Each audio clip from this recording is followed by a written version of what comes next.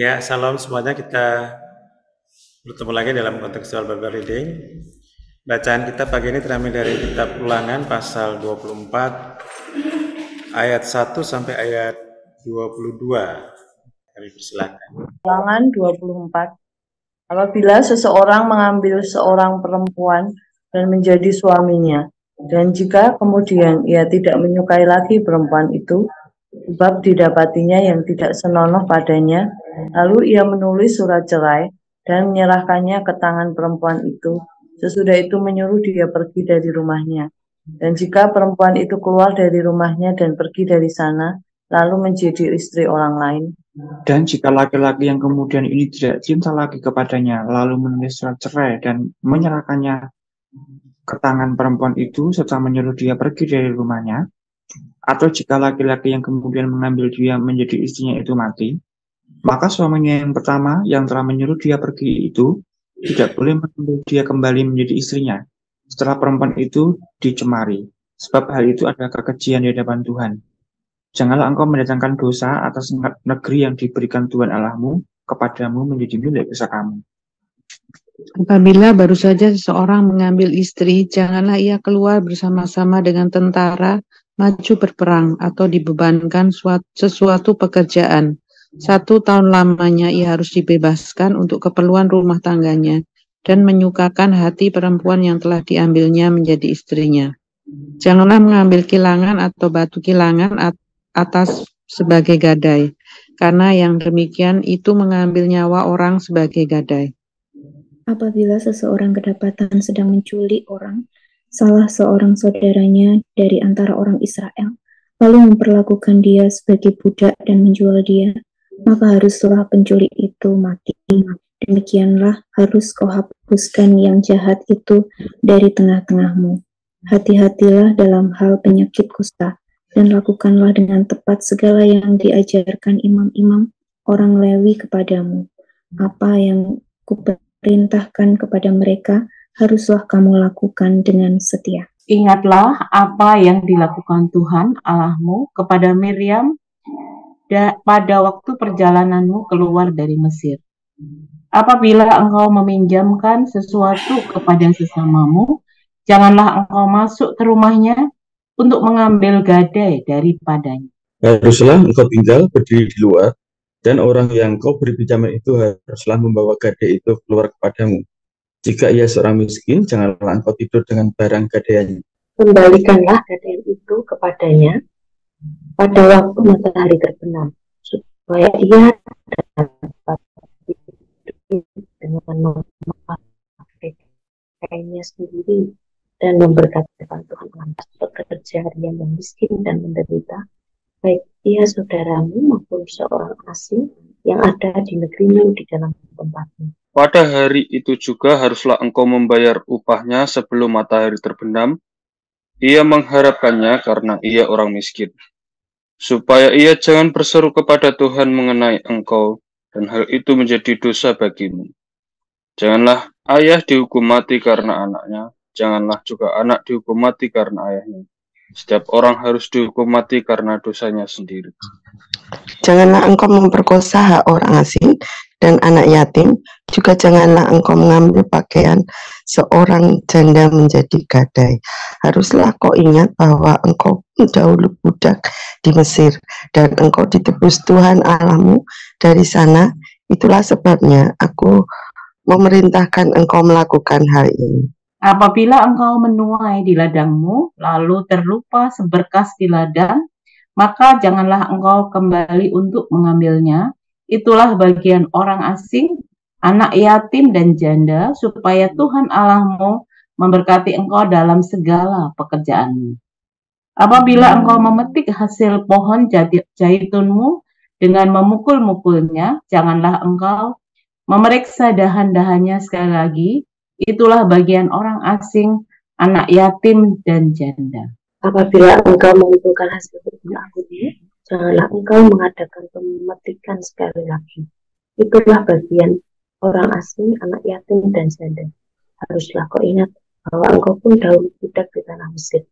Itulah sebabnya aku memerintahkan engkau melakukan hal ini. Ya, terima kasih. Saudara terkasih, ayat 1 sampai ayat 5 ini berkenaan dengan isu perceraian. Sebenarnya hakikat dari pernikahan itu adalah kesetiaan, ya, atau hukum jangan berzina. Sebenarnya intinya adalah, hakikatnya adalah Tuhan menghendaki kesetiaan dalam pernikahan. Nah, dalam ayat-ayat ini kita melihat ada kasus di sana di mana apabila seorang laki-laki menemukan sesuatu yang tidak senonoh, ya, terjemahan yang lain menggunakan kata sesuatu yang memalukan, lalu dia menerbitkan surat cerai. Nah, sebenarnya kalau diperhatikan sesama, surat cerai ini dikeluarkan Musa oleh karena kedegilan hati dari dosa dan kedegilan hati dari umat Israel, sehingga Musa terpaksa mengeluarkan surat cerai itu. Jadi pada prinsipnya dikatakan bahwa Tuhan menghendaki agar nama Tuhan itu tidak dicemarkan. Janganlah engkau mendatangkan dosa atas negeri yang diberikan Tuhan Allahmu kepadamu menjadi milik pusakamu. Jadi Tuhan sangat benci kepada perceraian itu. Di dalam Perjanjian Baru kita menemukan misalnya di Injil Matius pasal 5 ayat 31 dikatakan di sana, telah difirmankan juga, siapa yang menceraikan istrinya harus memberi surat cerai kepadanya. Tapi aku berkata kepadamu, setiap orang yang menceraikan istrinya kecuali karena zina, ia menjadikan istrinya berzina, dan siapa yang kawin dengan perempuan yang diceraikan, ia berbuat zina. Di dalam Matius pasal 19 juga beberapa ayat dikatakan di sana, ayat 8 ya. Ayat yang ke-7, kata mereka kepadanya, jika demikian apakah sebabnya Musa memerintahkan untuk memberikan surat cerai jika orang menceraikan istrinya? Kata Yesus pada mereka, karena ketegaran hatimu Musa mengizinkan kamu menceraikan istrimu. Tetapi sejak semula tidaklah demikian. Tapi aku berkata kepadamu, barang siapa menceraikan istrinya kecuali karena zina lalu kawin dengan perempuan lain, ia berbuat zina. Ya. Markus pasal yang ke-10 juga menegaskan tentang betapa pentingnya menjaga kesetiaan dalam pernikahan, karena konsekuensi yang berat apabila itu membawa perzinahan, membawa kepada perceraian pun ada konsekuensi yang berat. Ya. Markus pasal yang ke-10 dikatakan di sana ayat 10, ketika mereka sudah di rumah, murid-murid bertanya pula kepada Yesus tentang hal itu. Katanya kepada mereka, barang siapa menceraikan istrinya lalu kawin dengan perempuan lain, ia hidup dalam perzinahan terhadap istrinya itu. Dan jika si istri menceraikan suaminya dan kawin dengan laki-laki, ia berbuat zina. Jadi sesungguhnya prinsip pencegahannya adalah kesetiaan dalam pernikahan. Ruang itu terlihat dari ayat Ulangan pasal 24 ayat 5. Apabila baru saja seorang mengambil istri, janganlah ia keluar bersama-sama dengan tentara maju berperang atau dibebankan suatu pekerjaan. 1 tahun lamanya harus dibebaskan untuk keperluan rumah tangganya dan menyukakan hati perempuan yang telah diambilnya menjadi istri. Jadi ada waktu untuk membina rumah tangga itu, ada waktu yang disediakan untuk membangun keintiman dalam pernikahan, membangun sebuah intimate friendship itu ya, dimana bisa terbangunlah yang namanya connected soul to soul ya, ada suatu koneksi dari jiwa ke jiwa antara kedua pasangan itu, sehingga mereka boleh menghargai sungguh-sungguh pernikahan itu, menjalaninya dalam suka dan duka, dan tidak menjadikan masalah dan sebagainya sebagai alasan untuk bercerai. Jadi Tuhan membenci perceraian, dan kalau sampai terjadi perzinahan, artinya ada kalau kasus gitu, lalu diceraikan, itu pun ada konsekuensi yang berat, karena dua-dua harus bertahan sampai maut memisahkan, baru salah satu mengambil keputusan menikah lagi ya. 1 Korintus pasal yang ke-7 ayat 39 itu memberikan Catatan di sana bahwa kalau satu pasangan masih hidup, ya tidak bisa, karena itu nanti dibilang perceraian. Tapi kalau pasangan yang satu sudah mati, baru dia bebas untuk menikah. Nah, dengan memperhatikan itu, maka prinsip pencegahannya adalah secara positif menyediakan waktu dan sesuatu untuk pasangannya, untuk menyukakan hati pasangannya, dan membangun sebuah kesetiaan dalam pernikahan. Nah, bila terjadi kasus, maka konsekuensinya seperti tadi, kalaupun karena zina lalu bercerai, maka tidak boleh menikah, baik laki maupun perempuan, dengan orang lain, karena itu hidup dalam perzinahan. Maka ruang recovery yang terbaik ketika ada perzinahan yang paling tidak adalah pengampunan, dan itu memberikan ruang pemulihan untuk kembali hidup dalam kesetiaan. Jadi dari ayat 1 sampai ayat 5 kita mendapatkan dua kontras ya. Satu, ayat 1 sampai 4 Tuhan membenci kepada perceraian, dan ayat 5 di pihak yang lain menjadi kekuatan bagi pernikahan adalah menyediakan waktu-waktu spesial, waktu-waktu quality time untuk quality maupun quantity time untuk membangun, menumbuh kembangkan kesetiaan di dalam keluarga dan pernikahan itu. Ayat yang ke-6 sampai ayat yang ke-22 ini panggilan bagi setiap orang Kristen untuk melindungi sesamanya, memberikan kehangatan, perhatian, perlindungan kasih kepada sesamanya dalam berbagai aspek. Kita akan melihat beberapa hal. Di dalam ayat yang ke-6 ini berkenaan batu kilangan, dan juga ini berkenaan juga dengan memberikan piutang ya, ayat yang ke-10. Jadi pada prinsipnya jangan sampai mengambil apa yang menjadi jaminan gitu, sehingga orang yang sudah miskin jaminannya diambil dan dia tidak bisa berbuat apa-apa, atau dia akan hidup dalam penderitaan. Tapi harus menjaga, melindungi dia, memberikan pertolongan, dan dengan demikian akan didapati oleh Tuhan bahwa orang percaya itu hidup benar ya. Ayat yang ke-12, jika ia seorang miskin, janganlah engkau tidur dengan barang gadaiannya, kembalikanlah gadaian itu pada waktu matahari terbenam, supaya ia dapat tidur dengan memakai kainnya sendiri dan memberkati engkau. Maka engkau akan menjadi benar di hadapan Tuhan Allahmu. Jadi memberi, melindungi orang yang miskin itu dengan tidak mengambil gadai itu, sehingga si miskin itu bisa tetap tidur dengan tenang, bahkan dikatakan akan memberkati engkau. Ya, mungkin dia akan komen, wah ini orangnya baik sekali dan sebagainya, dan itu menjadi doa-doanya yang berkenan pada Tuhan. Dan Tuhan sendiri mengatakan ayat 13 bagian akhir, maka engkau akan menjadi benar di hadapan Tuhan Allahmu. Ya ini aspek-aspek gadai dan hal memberikan piutang gitu. Lalu tentang culik ya, di ayat yang ke-7 harus memperlakukan orang itu dengan baik. Kemudian berkenaan dengan penyakit kusta ayat 8 dan 9, ikutilah protokol perawatannya dan juga pemberesannya di hadapan imam-imam. Ayat 9 dikatakan, ingatlah apa yang dilakukan Tuhan Allahmu pada Miriam pada waktu perjalananmu keluar dari Musa. Memang ini waktu itu Miriam mengata-ngatai Musa dan Tuhan menghukum dia dengan kutuk, yaitu penyakit kusta, sehingga harus sungguh-sungguh memperhatikan aspek ini, tidak dari sekedar penyakit, tapi penghukuman Tuhan atas seseorang yang tidak berkenan kepadanya. Ayat yang ke-14 ini berkenaan dengan relasi tuan dan hamba, majikan dan bawahan. Janganlah engkau memeras pekerja harian yang miskin dan menderita, baik itu saudaramu maupun seorang asing yang ada di negerimu, di dalam tempatmu. Padahal itu juga haruslah engkau membayar upahnya sebelum matahari terbenam. Ia mengharapkannya karena ia orang miskin, supaya ia jangan berseru kepada Tuhan mengenai engkau dan hal itu menjadi dosa bagimu.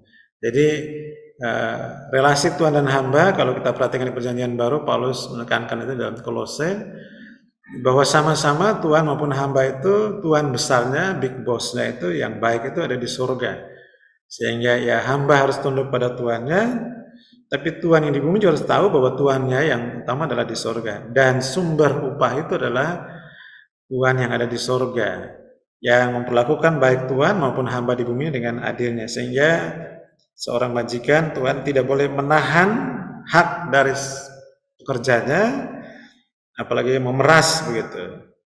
Dan itu akan mendatangkan dosa atas dirimu. Ya.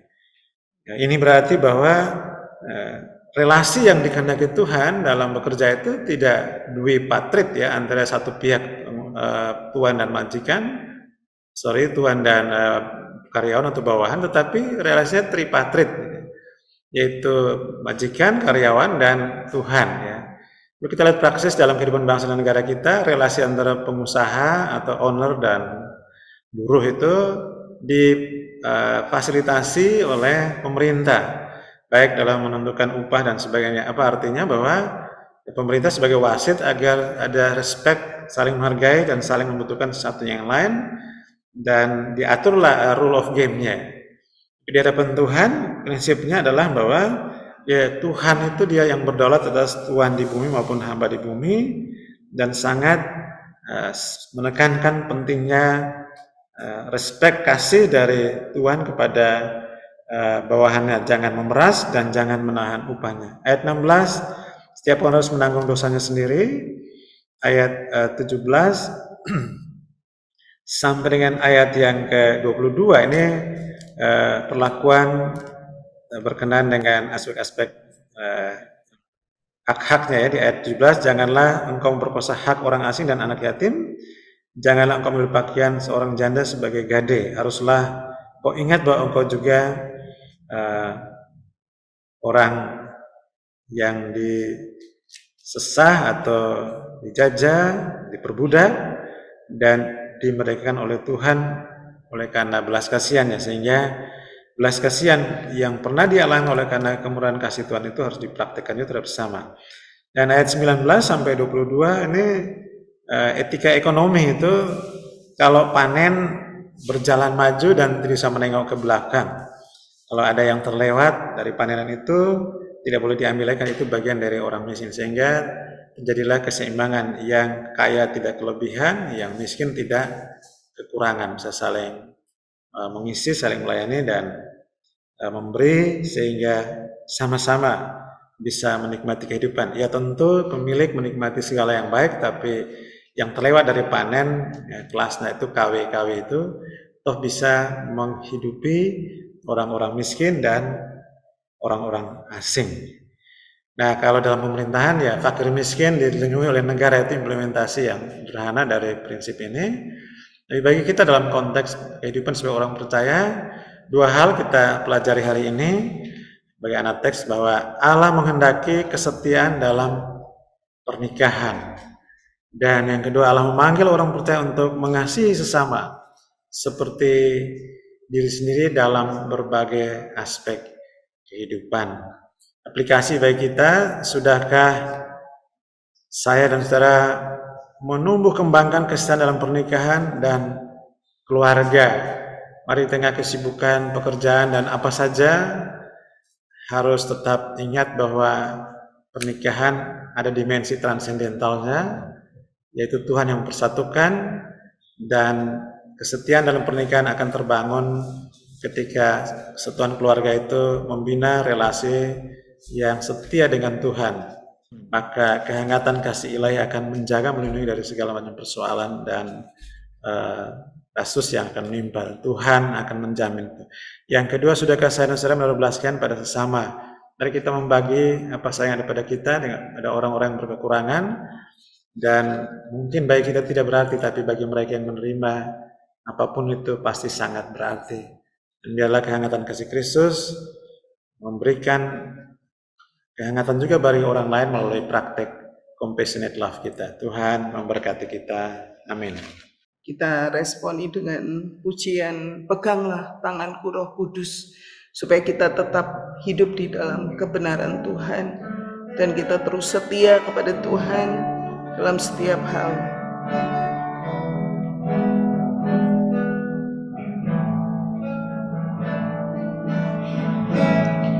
Peganglah tanganku Roh Kudus setiap hari.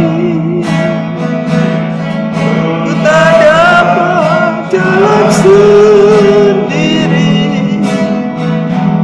tanpa Roh-Mu. Bawalah diriku kepada segala kebenaran,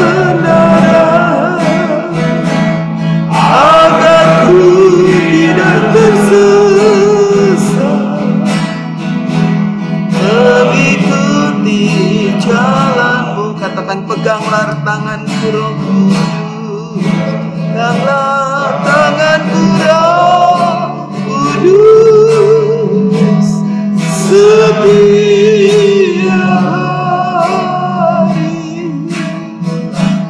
Ku tak dapat jalan sendiri tanpa Roh-Mu. Bawalah diriku kepada segala kebenaran, agar ku tidak tersesat, mengikuti jalan-Mu. Kudus, kudus, kudus, kudus Tuhan, kudus nama-Mu. Ku beri syukur dalam simfoni indah,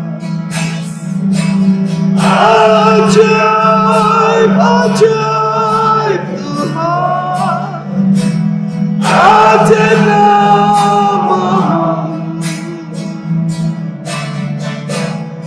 Nama yang dimenang, Yesus namanya. Katakan, kudus, kudus, kudus, kudus Tuhan, kudus nama-Mu. Haleluya. Ku beri syukur dalam simfoni indah, ajaib, ajaib Tuhan, ajaib nama-Mu. Nama yang dimenang, Yesus namanya. Nama yang beri menang, nama yang beri menang, Yesus namanya. Haleluya. Terima kasih Engkau kemenangan kami Tuhan. Engkaulah sumber kuatku, Engkaulah perisaiku Tuhan. Pegang tanganku ya dalam dalam. Haleluya, haleluya, haleluya. Kuduskan kami, layakkan kami menyembah-Mu, layakkan kami datang padamu Yesus Tuhan, Allah yang kudus, Roh yang kudus dan mulia.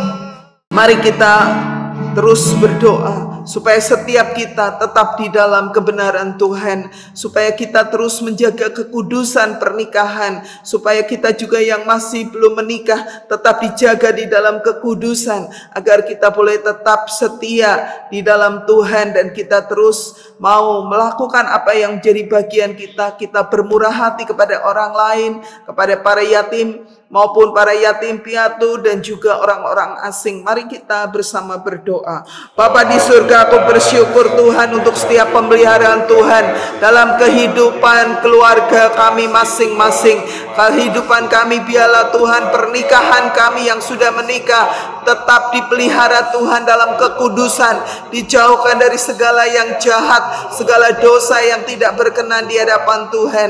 Juga bagi setiap kami yang masih belum menikah Tuhan, yang masih single, Tuhan jagai di dalam kekudusan dalam seluruh aspek hidup kami, supaya kami tetap Tuhan berkenan di hadapan Tuhan. Ampuni segala hal yang tidak berkenan yang ada dalam pikiran kami, dalam hati kami, kecenderungan-kecenderungan kami yang menyimpang daripada firman Tuhan. Biarlah Tuhan sucikan, kuduskan, supaya hidup kami benar di hadapan Tuhan. Terima kasih Tuhan, terima kasih. Dalam nama Yesus kami berdoa.